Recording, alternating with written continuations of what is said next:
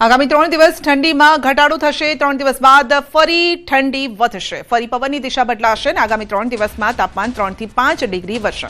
3 દિવસ બાદ 2 થી 3 ડિગ્રી તાપમાન ઘટશે। રાજ્યમાં નલિયામાં લઘુત્તમ તાપમાન 7 ડિગ્રી નોંધાયું અને છેલ્લા 24 કલાકમાં વડોદરામાં લઘુત્તમ તાપમાન 7 ડિગ્રી ઘટ્યું છે। अगले 3 दिन में जो है पूरे गुजरात में जो है तापमान में 3 से 5 डिग्री की बढ़त देखने को मिलेगी। उसके बाद 3 दिनों के बाद अगले 4-5-6 दिन में अगर हम बात करें तो तापमान फिर से जो है 2 से 3 डिग्री जो है गिरेगा। एक WD है जो 30 तारीख के आसपास जो है अप्रोच करेगा नॉर्दर्न इंडिया में जो है उसका इफेक्ट रहेगा। उससे जो है नॉर्दर्ली भी जो है गुजरात में इफेक्ट करेंगी, जिससे तापमान में फिर से जो है 3 दिनों के बाद थोड़ी गिरावट देखने को मिलेगी।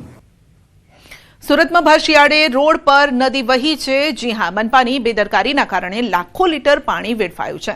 પાંડેસરા પિયુષ પોઈન્ટ પર વાલ બદલવાના નામે પાણીનો વેડફાટ થઈ રહ્યો છે।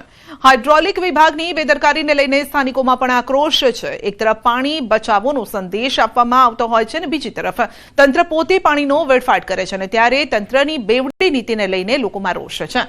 ત્યારે હાલ તો પાણીના વેડફાટનો વિડીયો પણ વાયરલ થઈ રહ્યો છે।